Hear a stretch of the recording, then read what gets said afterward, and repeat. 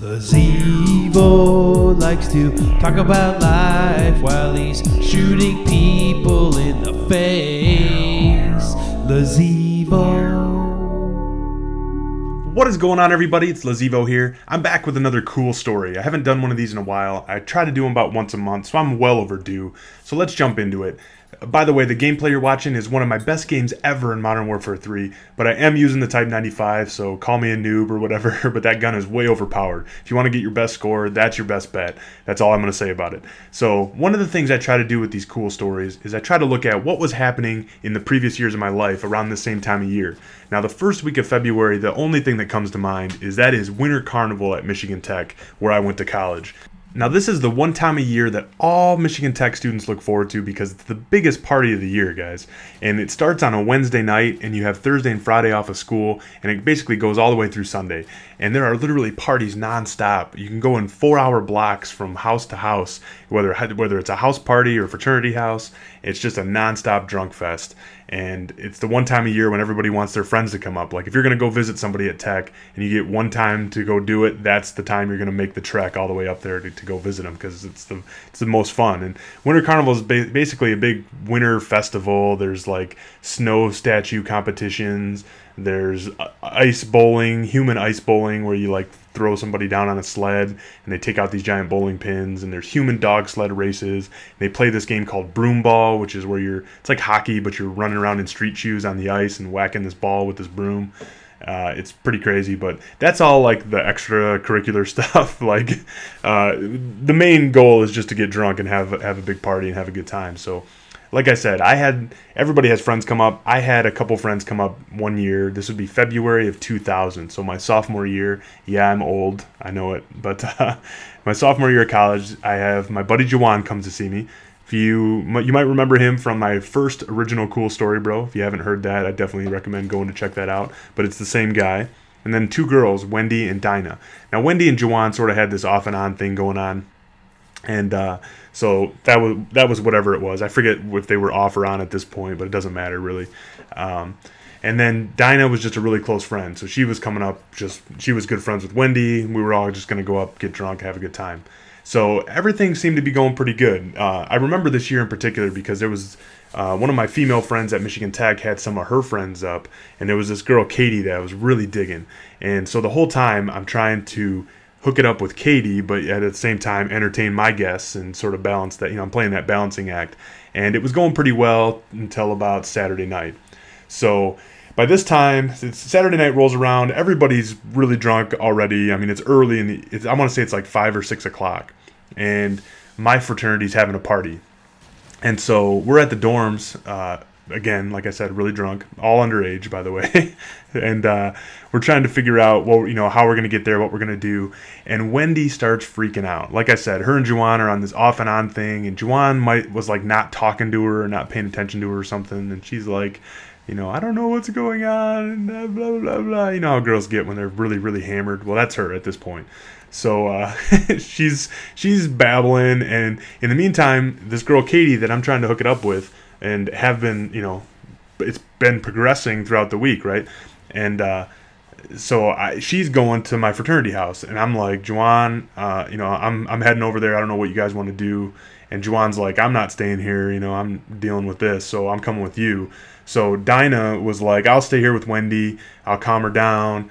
And then, if and when we feel like going, we'll just meet you there. I was like, okay, cool. You know where it's at. Just call the fraternity house if you have any problems, because this is pre-cell phone days, guys. No one even had a phone. Again, yes, I'm old. So I take off, and I head to my fraternity house, and we had a great time there. I'm hanging out with Katie, just having a great time. My buddy Juwan's there. We're all drinking. And we stayed there maybe 3 hours or so. And then we're heading over to another fraternity for another party, and I didn't see Wendy and Dinah, and at this point, like I said, it must be 9-10 o'clock at night, and being that they were really, really drunk at like 5 or 6, I figured that they might have just passed out and called it a night. It seemed like they were heading that direction anyway, so I didn't think much of it.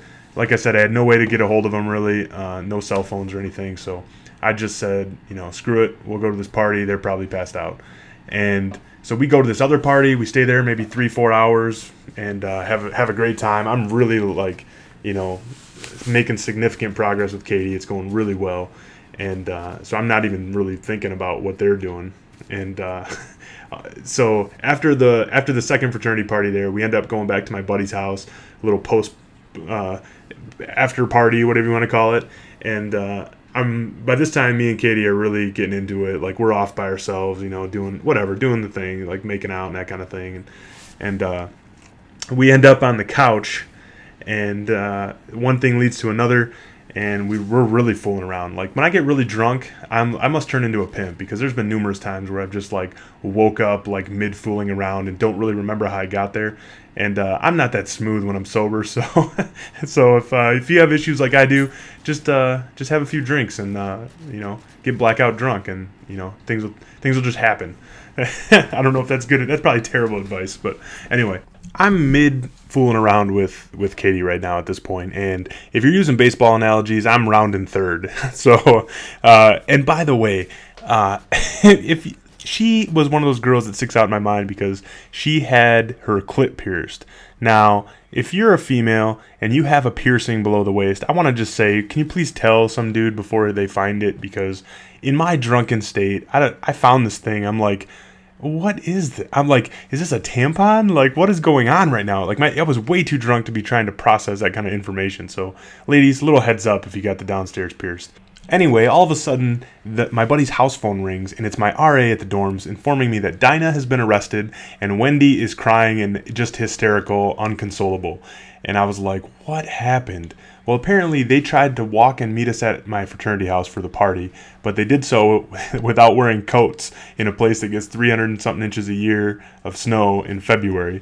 So they're walking down the street, the main strip, and no coats on. Clearly the cop driving by is like, who are these young girls walking around in the middle of February with no coats? And so he just stopped them to see what was up, and then it turned into this huge ordeal. Dinah was resisting arrest. She resisted the breathalyzer.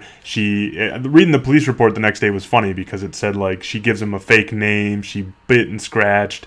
They had to call an ambulance and strap her down and immobilize her and take her to the hospital to get the blood test done. And in the meantime, Wendy, the hysterical one, is watching her friend go through all this, and she's just like out of control crying, and there's nothing she can do, and she's, you know, trying to process that, and it was just it was out of control situation. So my RA was like, you need to come deal with this right now. And I was, you know, I'm rounding third over here. I'm like, you got to be kidding me. So I went and tell Katie what's going on. I'm like, I'm going to have to leave. I'm sorry. All of a sudden the phone rings again, and my RA's like, just stay there. I'll take care of it. Just stay there. And he was on the hook, by the way, because he bought us all the booze to begin with that got us drunk. So he was probably worried about getting in trouble for this. So he went through our dorm rooms and swept all the beer cans and beer bottles and bottle caps and all that stuff out of the room to make sure it was like completely clean for when the other RAs came through and searched it. And I ended up getting in trouble because I didn't have them registered as guests at you know, as part of the dorms. And so I ended up having to do 4 hours of community service for that whole event. But all in all, it was just a great story, and I made it out of there with with little to no damage, other than maybe a $300 bail that we had to post for Dinah. And you know, I got cock blocked pretty good that night. So. That was about it. Anyway, guys, just wanted to tell you that story. If you guys have any stories about you getting DUIs or MIPs, or, you know, having to go pick your friends up from jail, I'd love to hear them. Leave them in the comments, and or post a video response. That's it. Thanks for watching.